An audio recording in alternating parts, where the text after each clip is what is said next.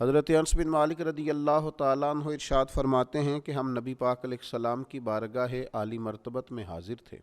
اچانک نبی پاک علیہ السلام نے مسکرانا شروع کیا، یہاں تک کہ میرے پیارے محبوب صلی اللہ تعالیٰ علیہ وسلم کے مقدس دانت مبارک ظاہر ہو گئے۔ اور صحابہ فرماتے ہیں جب حضور مسکراتے تو دانتوں سے ایسا نور نکلتا تھا کہ مسجد نبوی شریف کی دیواریں بھی روشن ہو جاتی تھیں۔ حضور مسکرائے تو سیدنا عمر رضی اللہ تعالیٰ عنہ نے عرض کیا کہ یا رسول اللہ صلی اللہ تعالیٰ علیہ وسلم، میرے ماں باپ آپ پر قربان ہو، کس بات پر آپ ہنسے؟ تو نبی پاک صلی اللہ تعالیٰ علیہ وسلم نے فرمایا، میرے دو امتی قیامت کے دن اللہ کی بارگاہ میں کھڑے ہوں گے، اور ان میں سے ایک عرض کرے گا، یا اللہ، اس میرے بھائی نے مجھ پر ظلم کیا تھا، میرے اوپر اس نے جبر کیا تھا، تو مجھے اپنا حق اس سے لے کر دیا جائے۔ تو حضور علیہ السلام فرماتے ہیں اللہ تعالیٰ اس شخص سے فرمائے گا کہ اپنے بھائی کو اس کا حق دو۔ عرض کرے گا، مالک میرے پاس تو اب کوئی نیکی بچی نہیں، کہاں سے حق دوں؟ تو اب وہ جو مدعی ہے، جو دعویٰ کر رہا ہے کہ میرا حق اس سے لے کے دیا جائے، وہ عرض کرے گا، مالک پھر میرے گناہ ہی اس پر ڈال دیے جائیں۔ حضور مسکرا رہے ہیں، جناب انس بن مالک فرماتے ہیں، لیکن اس بات پر آ کر حضور کی آنکھوں میں آنسو آ گئے۔ نبی کریم صلی اللہ تعالیٰ علیہ وسلم فرمانے لگے، وہ بڑا ہولناک دن ہوگا قیامت کا۔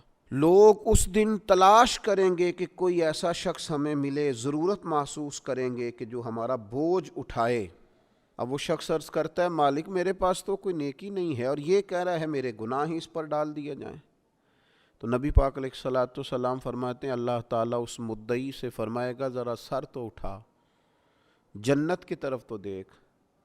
تو وہ جنت کی طرف سر اٹھا کر دیکھے گا اور دیکھ کر عرض کرے گا، مالک میں ایک چاندی کا شہر دیکھ رہا ہوں جس میں سونے کا محل بنا ہوا ہے، ہیرے جواہرات سے مرصع ہے وہ محل۔ اے مالک، کون اس کا مالک بنے گا؟ یہ کس کو ملے گا؟ تو اللہ تعالیٰ فرمائے گا، جو اس کی قیمت ادا کرے۔ تو وہ عرض کرے گا، مالک اس کی قیمت کون ادا کرے گا؟ تو اللہ تبارک و تعالیٰ فرمائیں گے، تو بھی اس کا مالک بن سکتا ہے۔ تو بڑے تجسس سے، بڑے شوق سے عرض کرے گا، مالک میں کیسے مالک بن سکتا ہوں؟ تو اللہ فرمائے گا، تو اپنے بھائی کو معاف کر دے، میں تجھے اس محل کا مالک بنا دیتا ہوں۔ کر دے معاف اپنے بھائی کو، درگزر کر اپنے بھائی سے، بھول جا اس کی خطاؤں کو، کچھ دیر کے لیے چھوڑ دے جو اس نے غلطیاں کی، تو معاف کر دے اسے، اور میں اس محل کا تجھے مالک بناتا ہوں۔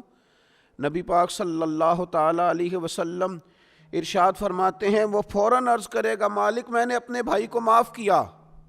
تو اللہ تبارک و تعالیٰ ارشاد فرمائے گا، اس کا ہاتھ پکڑ اور پھر اسے جنت میں ساتھ لے جا۔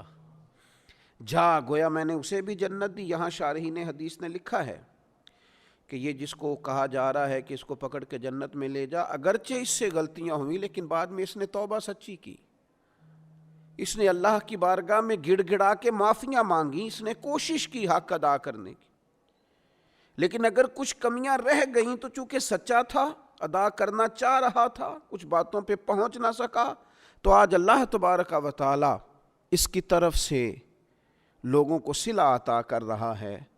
اللہ فرماتے ہیں، اس کا ہاتھ پکڑ اور جنت میں لے جا۔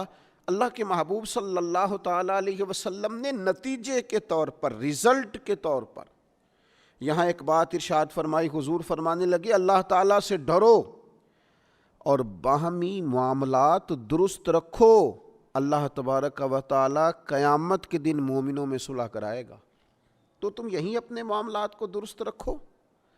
اب مجھے بتائیے، ایک تو یہ نتیجہ نکلا کہ مالک کریم کتنا ہے، مہربان کتنا ہے، توبہ کرنے والے پر عطا کتنی۔ دوسرا، حضور کی علم و حکمت کی اس گفتگو سے سمجھیے کہ اللہ درگزر کرنے والے کو عطا کتنا کرتا ہے، اور پھر یہ بھی دیکھیے کہ صلح کرانا کتنا مقدس کام ہے۔ دو بھائیوں کو ملا دینا، قریب کر دینا، روٹھے ہوں کو ایک دوسرے کے قریب کرنا کتنا عظیم کام۔